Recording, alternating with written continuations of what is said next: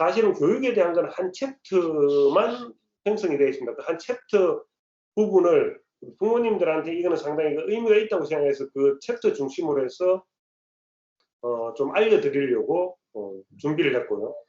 자, 먼저 교육과 관련된 일단 주 내용들을 먼저 한번 쭉 책에 있는 내용을 중심으로 해서 일단은 먼저 한번 들어가 보겠습니다. 먼저 아기들은 단순한 존재가 아니라 매우 복잡하며 상상력을 뛰어넘을 정도로 많은 생각을 하는 생명체라고 이야기하고 있습니다. 이거는 사실 이분이 이야기가 아니고 데이비드 체인블레인이라는 그 임신 및 출산 전후 심리학의 아주 대표적인 학자가 한 이야기인데, 다시 말씀드리면은 여기 뭐 책 내용 안에서도 그런 이야기가 있지만 우리가 아이들 그러니까 뭐 보통 이제 그 태교까지는 생각을 하지만 여기 책 내용 중에는 어떤 내용이 있냐 그러면 실제로 아이를 놓기 전에 그 아버지가 그 몇 개월 전부터 어떤 생각을 하고 어떤 생활에서 어떤 생활 습관을 가지고 뭐 하는 그 뭘 먹고 이런 것들이 다 저장이 된다는 거죠. 그게 나중에 결국엔 다 아이한테 영향을 준다는 거죠.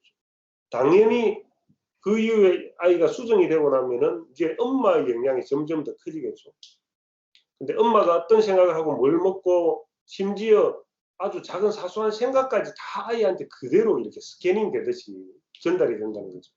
그래서 물론 아버지 역시 이제 엄마한테 영향을 계속 같이 이제 생활하는 게 영향을 주니까 역시 아버지도 간접적으로 영향을 이제 아이한테 계속 주겠지만은 이런 환경이기 때문에 실제로 아이들이 우리가 생각할 때는 그냥 아이는 뭐 단순하게 태어나기 전까지는 특별한 어떤 학습이나 이런 게 없지 않나 이렇게 생각하지만은 이분은 그냥 태어나기 그러니까 엄마 뱃속에 있기 훨씬 전부터 그 영향을 받는다는 거죠. 그게 아까 에너지와 관련된 이야기입니다.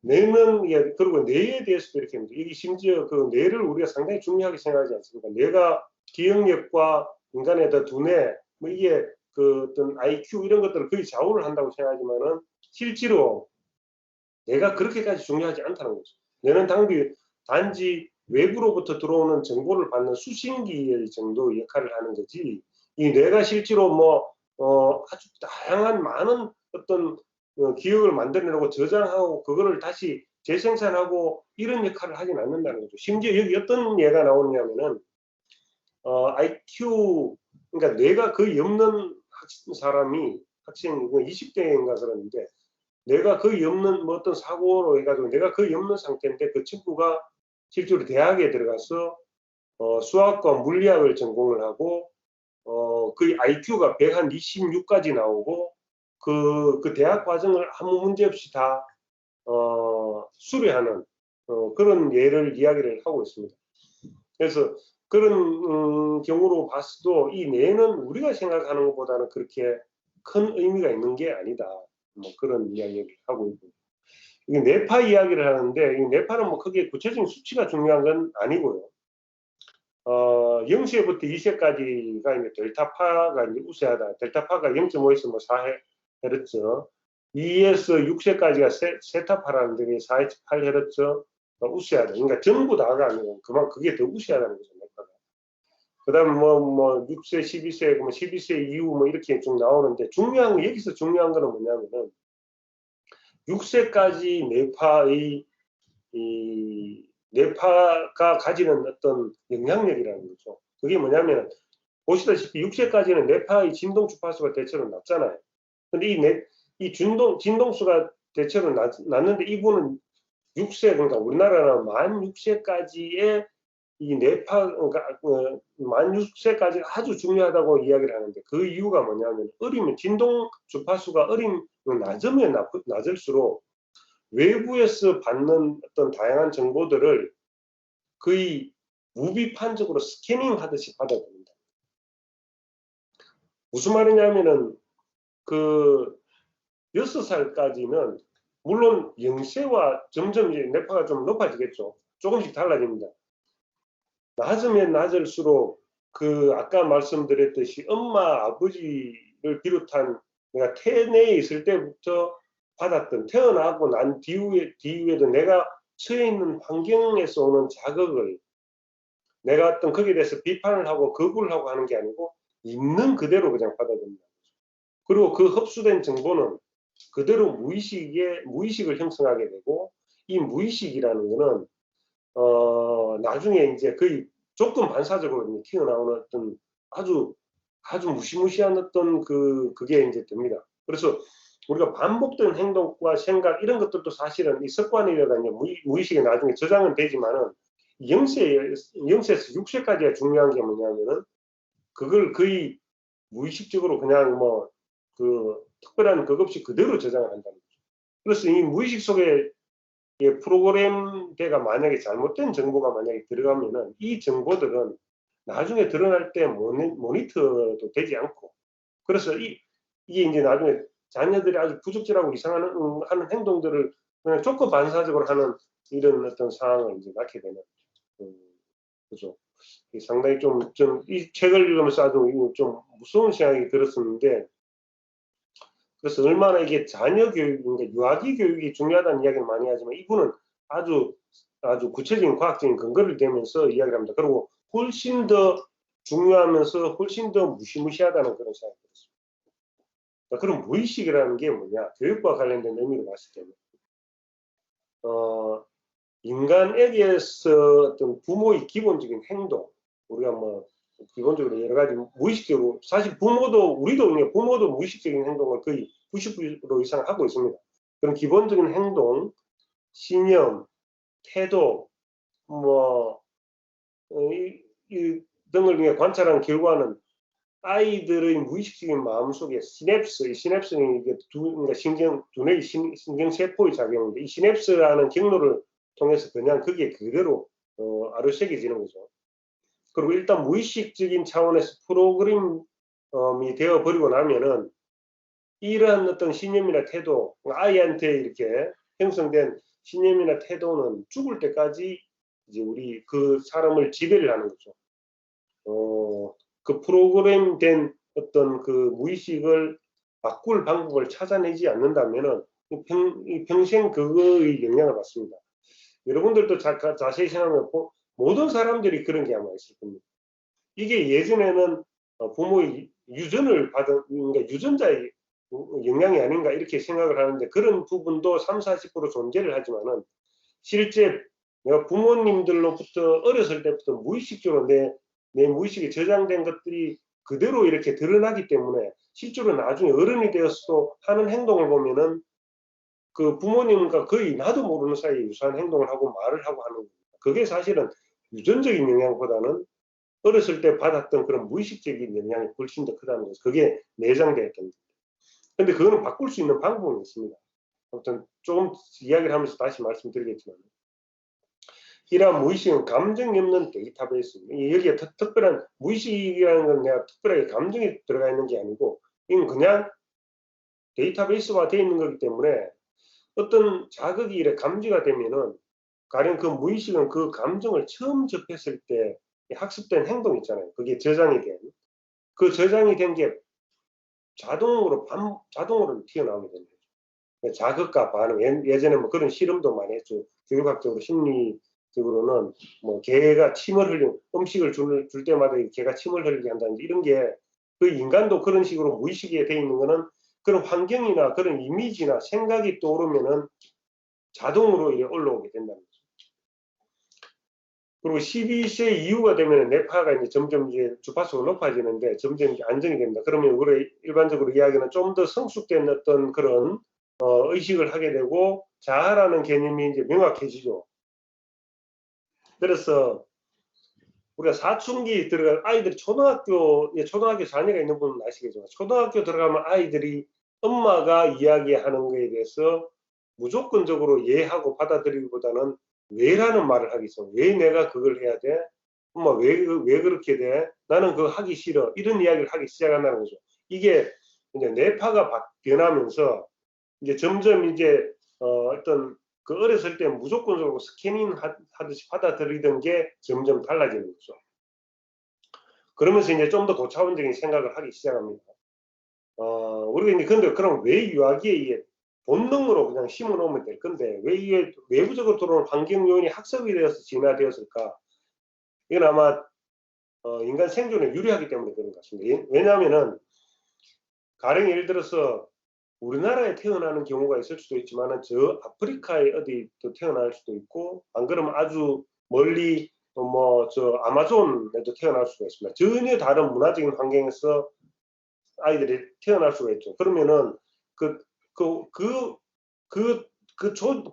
어떤 지역에 생존을 하려고 하면은 그 조직에서 내려왔던 문화적인 환경이나 생존에 필요한 것들을 그러니까 그냥 무비판적으로 받아들여야지, 거기에 대해서 내가 어떤 특정한 표준화된 본능을 집어넣게 되면은 당연히 그 아이는 생존하기가 상당히 힘들겠죠. 아마 그게 어떤 진화와 관련된 이야기가 아닌가 이런 생각이. 우리가 진화되어 나오는 것은 가장 중요한 것은 생존입니다. 생존에 거의 다 초점이 맞춰져 있다는 그런 이야기입니다. 아무튼 무의식에 대해서 이렇게 살펴봤고요. 그럼 의식이라는 건 뭐냐? 그럼 의식은 어떤 거냐? 자, 무의식은 자동 유도 장치. 아까 그래 조건 반응이 바로 일어나는 거였잖아요. 근데 의식이라는 건 수동 제어 장치에 해당이 한다. 무의식이 자동 유도 장치라면 의식은 수동 제어 장치다. 상당히 의미 있는 이야기입니다.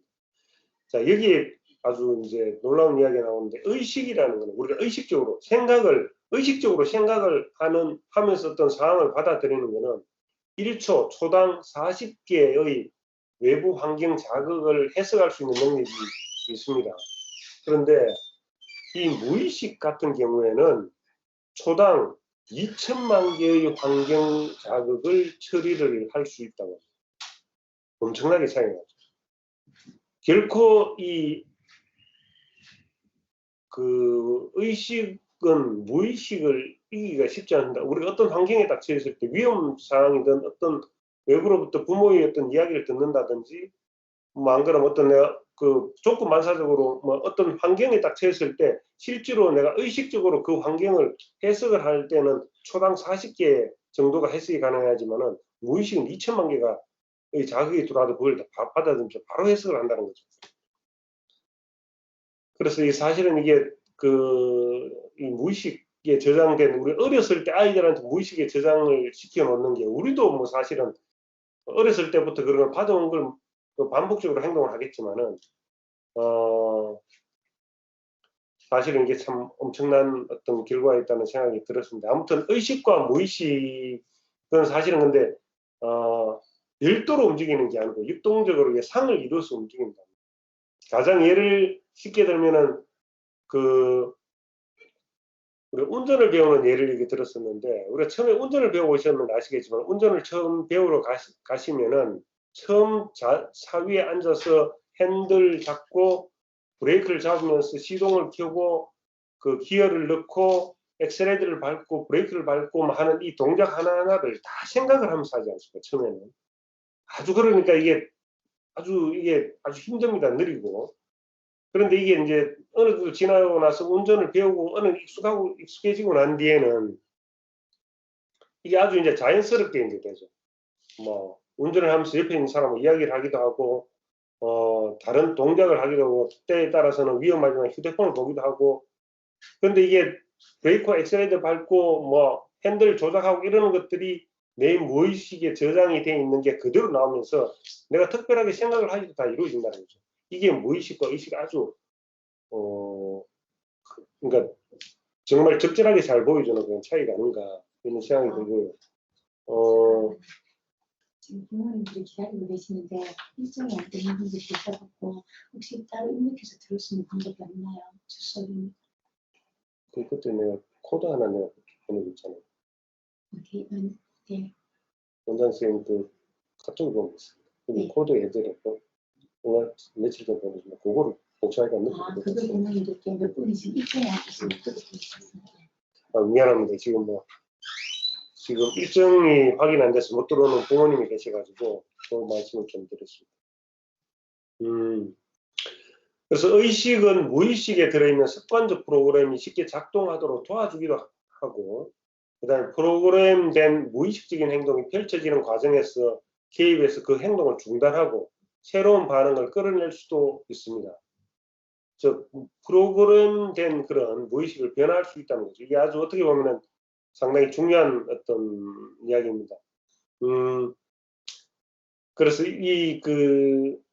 그러니까 우리가 어떤 내가 무슨 생각을 하는지를 끊임없이 관찰을 하다 보면은 무의식적으로 올라오는 행동들을 볼 수 있다는 거죠. 그래서 그거를 멈추게 할 수도 있고 내가 원하는 대로 바꿀 수도 있고 하는 이런 역할을 의식이 할 수 있다는 거죠. 이 의식이 가지고 있는 아주 중요한 건데, 아까 제가 말씀드렸던 무의식을 변화할 수 있는 아주 이제 그 어떤 단초가 이 의식에 들어가 있습니다. 그래서 이 의식은 인간에게 자유의지를 주지만 이를 실현하려면 무의식적인 프로그램이 주도권을 잡지 않도록 항상 의식이 깨어 있어야 한다는 거죠. 의식적으로 내가 어떤 환경에서 어떤 생각을 하고 어떤 이야기를 하는지를 내가 의식적으로 계속 내 감정의 변화나 내 생각의 변화를 관찰하면서 보고 있으면은, 보고 있다가 그게 올라왔을 때 적절하게 통제를 하면서 내가 원하는 데를 바꿀 수 있는 그 아주 중요한 키가 이 의식이라는 거죠. 근데 문제는 뭐냐면 아까 제가 위에서도 말씀드렸듯이 어떤 환경 자극이 들어왔을 때 무의식은 초에 2천만 개의 어떤 그게 반응이 바로 일어날 수 있을 정도. 그러니까 이게 얼마나 어렵다는 거는 아시겠죠. 그래서 우리가 보통 작심삼일 뭔가 이렇게 하려고 마음을 먹었다가도 이게 거의 다시 원위치로 쉽게 돌아가는 이유가 뭐냐면은 이런 겁니다. 그러니까 이 의식적으로 계속 깨어서 무의식적인 어떤 그런, 내가 다이어트를 하는데 그 아이스크림, 달콤한 아이스크림이나 라면, 뭐 이런 치맥 이런 먹고 싶은 욕망은 무의식에 해당됩니다. 근데 그거를 의식적으로 하면서 그걸 누르려고 하면은 그게 얼마나 근데 중요한 건 뭐냐면 그게 결국에 우리가 그 생각들이 일어나고 그 생각을 반복적으로 하면은 어느 순간에 그게 습관이 되고, 습관이 되었다는 이야기는 그와 관련된 게 내 무의식에서는 변화가 일어났다는 이야기. 그래서 사실은 이게 이제 뭐 아이들에 대한 교육에 대한 내용이지만 우리 어른들도 충분히 이 부분에 대해서는 좀 참고를 해야 될 부분이 아니냐. 그래서 알아차리고 있어요. 알아차리고 내가 어떤 생각을 하고 내가 무슨 감정이 올라오고 하는, 우리가 화가 날 때도 그 감정이, 그러니까 화나는 감정이 올라오는 거를 가만히 이렇게 지켜보고 화가 어떤 식으로 이게 보이거든요. 그러니까 화가 올라오는 게 보입니다. 그러니까 자꾸 하시다 보면은 화가 올라오는 게 보입니다. 아이가 하는 행동 때문에 내지는 뭐 이 화가 올라올 때는 어떤 상황에서 올라오는 화는 이런 상태에서 내 화가 일어나서 이렇게 지금 점점 이렇게 올라오는구나 하는 게 보입니다. 그러면은 그 화를 잡기는 훨씬 수월해진 거죠. 뭐 도둑을 보면 도둑을 잡기 쉽듯이 매우 마찬가지입니다. 그래서 이런 의식과 무의식을 어떻게 잘 활용하느냐는 아주 중요한, 우리 삶의 질을 높이는 데는 아주 중요한 요인이다, 이런 생각이 듭니다. 자, 그러면은 자, 이런 어떤 책의 내용을 참고를 해서 그럼 우리 부모님들은 어떻게 아이들을 키우는 게 도움이 될까, 뭐 이런 부분에 대해서 간단하게 말씀을 드리면은 이 연구에 따르면은 아까 제가 말씀드렸듯이 우리 부모님이 이제 아이를 잉태하기 전부터 이미 유전공학자의 역할이 시작된다고 합니다. 이거는 뭐 이분의 연구뿐 아니라 다른 어떤 연구에도 많이 이제 나온다고 합니다. 그래서 아까 제가 말씀드렸지, 아버지는 이미 아이가 임신되기 몇 개월 전부터 이미 이제 준비가 시작이 된다는 이야기죠. 그래서 어떻게 보면 우리가 조선 시대에 조상들이 하셨던 그 태교는 정말 과학적이었다는 생각이 듭니다. 이미 그때는 지금과 같은 어떤 구체적인 과학적인 연구나 어떤 관찰이 아닌 이미 그 단계 이상의 어떤 그게 있지 않았나. 예전에는 조선시대에는 그걸 아주 태교를 중요시 여겼거든요. 요즘 제가 그런 공부를 하면서 더더욱 그런 걸 많이 느낍니다. 나중에 아이들 공부와 관련해서도 그런 말씀을 드리겠지만 지금 우리가 TOL 하는 것도 마찬가지입니다. 그러니까 우리가 조선 선비들이 소리를 내면서 그러니까 뭐 천자문이든 수학이든 이런 걸 외우잖아요. 근데 이게 그냥 가만 앉아서 외우는 게 아니고 몸을 흔들면서 일정한 몸을 박자를 일으키면서 외웁니다. 읽습니다. 근데 그게 엄청나게 효과가 있거든요. 실제로는 과학적으로 증명이 됐고, 가만 앉아서 외우는 것보다는 움직인다든지 안 그러면 몸을 흔든다든지 이러면서 하는 게 훨씬 효과적이다. 이런 이야기는 많이 있습니다. 그러니까 그걸 예전에 이미 다 했었다는 거예요. 그리고 뭐 또 한 가지 그 생각난 김에 말씀드리면 그 예전 조선시대 그 유학자들의 공부를 한 게 훨씬 더 비효율적이다 이런 생각을 하시는데 우리가 지금 영어나 뭐 외국어를 배울 때 우리가 10년 이상 배우지만 그 영어를 하는 것조차도 힘들어하지만은 뭐 영어로 영시를 짓고 이건 더더군다나 힘들지 않습니까? 그런데 조선시대 그 유학자들 같은 경우는 한 10년 정도 공부를 하잖아요. 그러면은 대화를 할 때 그런 걸 보시잖아요. 한시로 대화를 합니다. 한시로. 시를 가지고 자기 감정을 표현을 하고 있다. 그 얼마나 대단한 건지 아십니까? 시로 표현을 해낸다는 거는 그 어떤 압축된 핵심 내용을 표현을 해내고 그걸 서로 받아서 또 다시 시로 대답하고 이런 과정 자체가 엄청난 거죠, 사실. 그런 면에서는 예전에 그러니까 조선시대 선비들이 훨씬 더 그런 면에서 앞서 있지 않았나 그런 생각입니다. 아무튼 이제 그 다음 단계를 보면은 깨어있든 잠들어 있든 태아는 엄마의 행동, 생각, 느낌 하나하나에 지속적으로 반응을 합니다. 그리고 수정의 순간으로부터 자궁 내에서 겪는 일들은 아기의 뇌를 형성하고 인격, 감정적 성향, 차원 높은 사고력 이러한 것들의 어떤 바탕을 이제 형성하게 되는 거죠. 아빠 역시 직간접적으로 영향을 미치게 되고요. 그래서 사실 이게 아이가 이미 뱃속에 있을 때부터 그 아이가 어떻게 성장할 건지는 다 이미 어느 정도 결정이 되어서 나오지 않나. 특히 6세지만은 사실 한 3세, 우리나라 나이로 한 5세 전까지 거의 상당 부분이 형성되고, 실제 뇌도 아이가 태어나서 1년 사이에 거의 한 80%까지 뇌가 커집니다. 물론 뇌가 커진다고 머리가 좋은 건 아니지만은 그만큼 실제로 어리면 어릴수록 아이들이 그 여러 가지 많은 영향을 받아들이고 많은 정보를 받아들이면서 형성이 된다는 거죠. 성격이나 두뇌나 다. 유전자가 빛을 보려면 생각 있는 부모 노력과 환경이 제공하는 풍요로운 기회가 우러져야 된다. 즉 일찍 시작할수록 유리하다. 유전자 못지않게 어릴 때 주어지는 환경이 중요하다. 이 부분은 제가 이제 말씀을 드렸고요. 일찍 하면 훨씬 더 유리합니다. 요즘 교육 환경에서 이 부분 뭐 가령 언어는 한글은 초등학교 가서 해도 된다. 아주 위험한 생각입니다. 그 이야기는 지금 그 일반화되어 있는 이야기지만은 아이가 어려서부터 그런 자극을 못 받으면은 그 아이는 나중에 초등학교 가서는 훨씬 언어를 습득하는데 힘들어할 뿐더러 언어가 습득하는데 한계도 있고 그 어휘력을 획득하는 데는 더더군다나 문제가 많이 발생할 수밖에 없다는 말씀을 드립니다. 그래서 어렸을 때부터 제공하는 환경들 여러 가지 뭐 독서라든지 이런 것도 아주 중요하다는 말씀을 드립니다.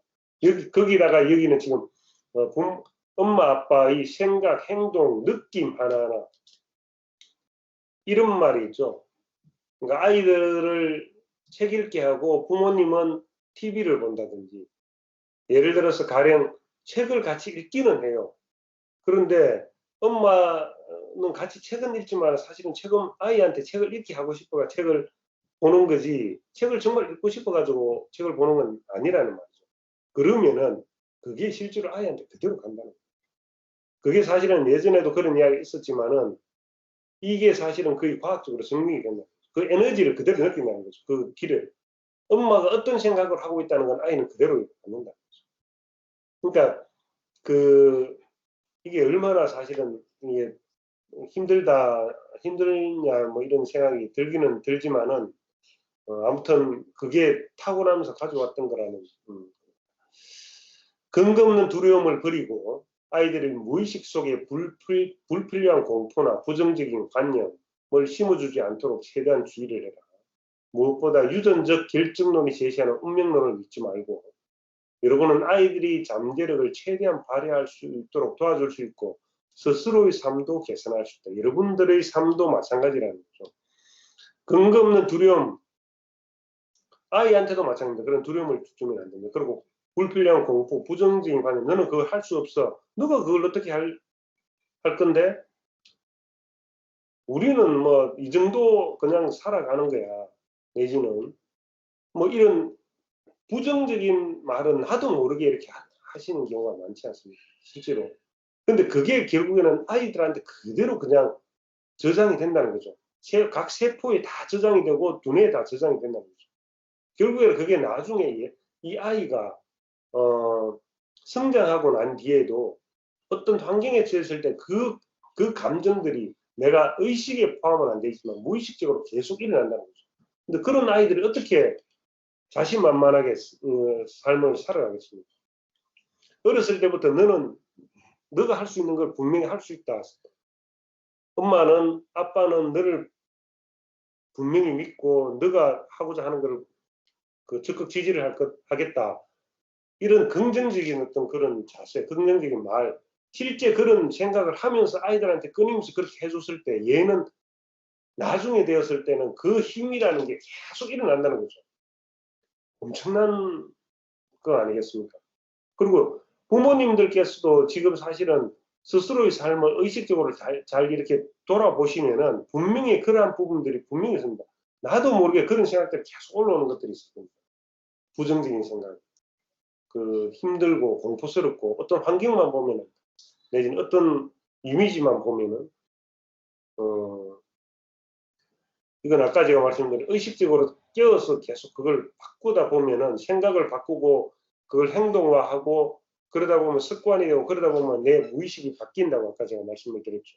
충분히 가능합니다. 그리고 절대로 아이들한테는 공부하는 것 때문에 특히 초등학교 가면은 공부하는 것 가지고 많이 싸웁니다.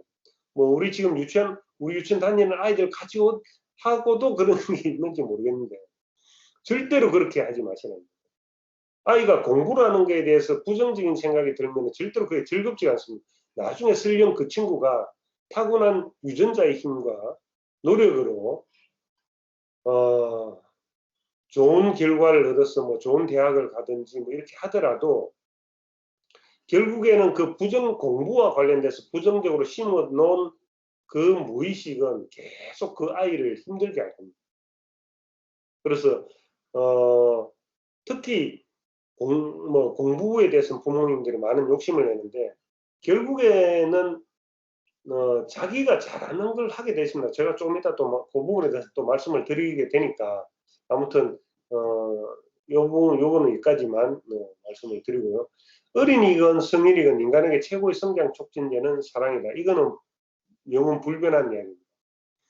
아이를 진심으로 사랑하고 아이를 진심으로 행복하게 하고 아이가 진심으로 잘 되기를 원하는 그런 마음으로 아이를 대하면은 그 아이는 분명 잘 성장할 겁니다. 자기가 해를 잘 찾고 조금은 삶이 힘들더라도 그걸 능히 이겨내고 그런 멋진 사람으로 그렇게 성장할 거라는 생각이 듭니다. 그래서 우리 부모의 역할에 대해서 한번 알아봤고요. 자, 우리 이 책이 주는 어떤 시사점에 대해서 이제 몇 가지를 말씀을 드리면은 아까 좀 계속 반복적인 이야기인데 어리면 어릴 때일수록 가장 중요한 건 스킨십입니다. 사랑이 담긴 스킨십. 많이 안아주고 뽀뽀도 해주고 만져주고 그런 스킨십이 두뇌 발달, 정서적인 안정감, 어떤 행복감 이런 것들을 안겨주는데 가장 특효약이라는 말씀을 드리고요. 긍정적인 모델링이라는 거, 부모님 스스로 그런 어떤 아이가 긍정적인 어떤 모델링이 될 수 있도록 해주면은 아까 말씀드린 그대로 이렇게 스캔이 됩니다. 뭐 굳이 교육을 안 하려고 하셔도 됩니다. 그건 아까 말한 무조건 그냥 스캔이 됩니다. 그러니까 나중에 아이들이 부모님들도 지금도 자기도 모르게 부모님이 했던 행동, 말 이런 걸 하시는 이유가 이런 거라는 거죠. 그래서 유아기의 어떤 환경이 정말 중요하다는 걸 깨달으시고 그렇게 해주시면 고맙습니다. 그리고 또 하나는 이거는 뭐 제가 꼭 말씀드리고 싶은 여기뿐만 아니라 항상 제가 이 말씀을 드리고 싶어 하는데 여기는 어떤 궁극적인 어떤 그 과학적인 근거를 제공을 하고 있습니다. 그래서 결국에는 이게 인간은 모든 사람은 각자 자기의 삶을 살게 되어 있습니다. 그래서 자녀 삶을 님 이렇게 살아야 된다. 뭘 해야든지 이렇게 강요하지 말고 그 아이가 편안하고 행복하게 성장할 수 있도록만 도와주면 된다는 거죠. 여기 이런 이야기는 이분이 지금 하는 이야기 중에 지속적으로 하는 이야기 중에 이런 이야기가 있습니다. 사람은 50조의 단세포로 이루어진 상호 협력 공동체야. 물론 이게 어떤 연구자에 따라서 30조라고 하기도 하고 50조라고 하기도 하는데 중요한 거는 뭐냐면 그 각 세포가 독립된 생명체라는 거죠. 그리고 그 세포만의 특성을 가지고 있다고 합니다. 그래서 어떤 외부로부터 들어오는 주파수, 이게 뇌에서 주파수를 받아가지고 필요한 정보를 각 몸으로 보내주는데 그 들어오는 많은 정보 중에 자기하고 맞는 것만 받아들입니다. 다운로드 받는 거예요. 자, 50조라고 생각해봅시다. 50조. 지금 지구상의 인구가 지금 한 50억 아닙니까? 50억의 1000배입니다. 지금 현재 지구상의 인구의 1000배에 해당하는 세포가 인간의 몸속에 들어가 있다는 거죠. 사람은 하나의 어떤 생명체가 아니고 사실은 그 50개의 세포가 들어가 있는 공동체라는 거예요. 그 세포는 각각 하나의 독립된 생명체고 다만 사람 몸 안에 들어가 있다 보니까 그 있는 위치에 따라가 뇌에 있으면 뇌의 역할, 손에 있으면 손의 역할, 뭐 위에 있으면 위의 역할을 할 뿐이지 그 세포 하나는 다 독립된 개체라는 거예요. 근데 중요한 거는 그 세포는 A라는 정보만 받는다. 그러니까 당연히 이 50개의 그 세포들이 각각 자기만 받는 정보를 받아가지고 형성을 하는 이 한 인간은 당연히 50억 명의 인간이지만 각각 다를 수밖에 없죠. 그 이야기는 뭐냐면은 여러분의 자녀는 이 50억의 그 지구상의 사람들 중에 유일한 존재라는 거지. 그리고 그 아이는 태어날 때부터 자기 몸에 있는 세포가 형성되어 있는 그 일을 하러 가고 있습니다. 그 일을 하러. 그게 뭔지는 모르죠. 그게 뭔지는 모르지만은 그걸 찾아가게 하는 게 부모가 해야 될 아주 중요한 역할. 이게 사실은 상당히 저도 이 이야기를 보고 상당히 좀 놀랐었는데, 그러니까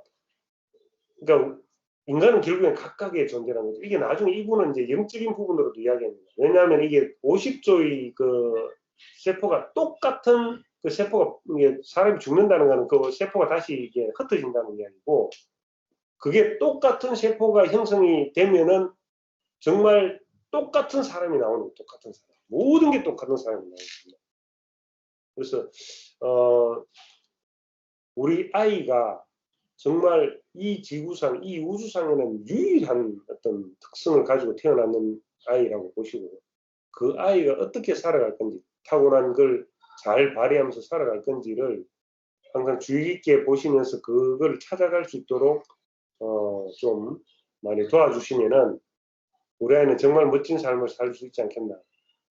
음악가의 특성을 타고났는데 변호사가 되어야 된다고 강요하지 마시고 뭐 그